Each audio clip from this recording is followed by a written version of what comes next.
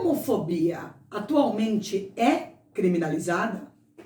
Eu já tive a oportunidade de gravar vários vídeos, infelizmente, abordando temas relativos à homofobia e a maneira na qual os juízes estão se posicionando. Na maioria dos casos, os acusados estão sendo condenados. Mas com base em qual lei esses juízes condenam? Existe alguma lei específica que criminaliza a homofobia?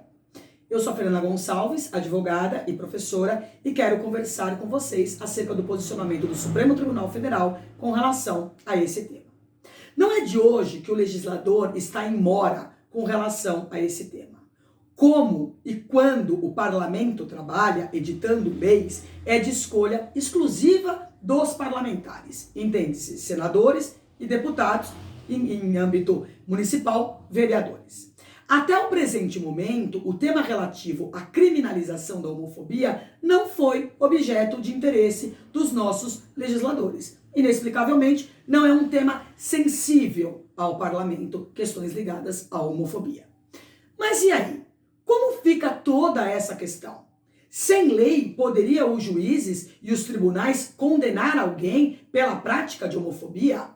Sabemos que no direito penal, a pessoa ela só pode ser acusada se houver uma lei que preveja a sua conduta delitiva. Não importa aqui se as pessoas concordam ou não com esse tema.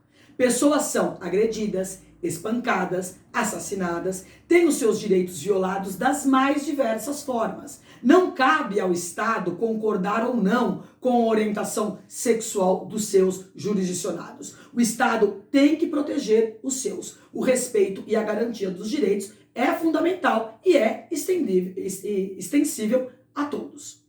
Atento a essa inexplicável mora legislativa, o Supremo Tribunal Federal, no dia 13 de junho de 2021, equiparou a homofobia ao crime de racismo. Portanto, até que o Congresso Nacional aprove uma lei específica, as condutas homofóbicas e transfóbicas podem ser igualadas aos crimes de racismo. E com relação à liberdade religiosa, algumas religiões não admitem esse tipo de relação e menciona isso claramente nos seus cultos e liturgias. Como ficaria essa questão?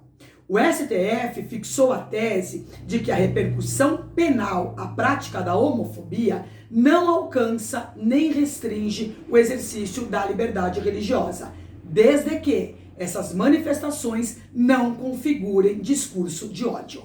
Se a manifestação for odiosa, evidentemente que haverá punição. A liberdade religiosa, assim como a liberdade de expressão, não admite agressões, xingamentos, dentre outros. Isso é inaceitável. Eu não posso xingar uma pessoa e me cobrir sob o manto da liberdade de expressão ou da liberdade religiosa. Aí, nesse caso, você guarda a sua opinião para você.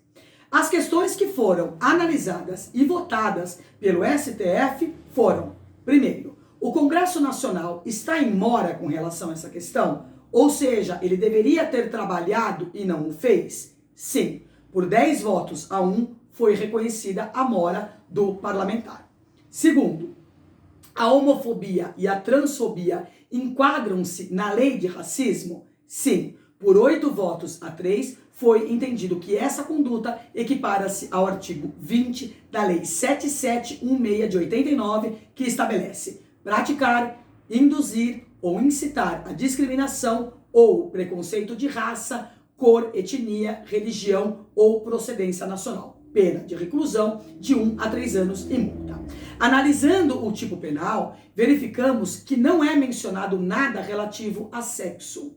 Diante disso, as entidades que defendem a minoria LGBT essa conduta deve ser incluída no grupo análogo ao de raça social, autorizando desta forma que os agressores sejam punidos na forma do crime, no crime de racismo, cuja conduta é inafiançável e imprescritível. O ministro Gilmar Mendes ressaltou, abre aspas, a simples apreciação desta ADO parece ter impulsionado o parlamento a abandonar o estado de absoluta inércia na criminalização da matéria. Fica claro que a tramitação dos projetos de lei tem sido tumultuada por todos os gêneros de embaraços típicos do processo legislativo. E prosseguiu. As informações dão conta de um estado reiterado de exposição das minorias a atos odiosos, sem que haja uma resposta efetiva do Estado.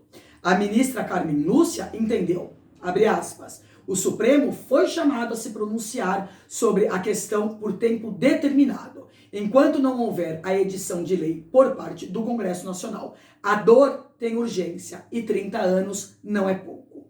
É fundamental que a comunidade jurídica e a sociedade como um todo acompanhem de perto estas questões. Portanto, eu vou informar para vocês quais são as ações que estão em trâmite.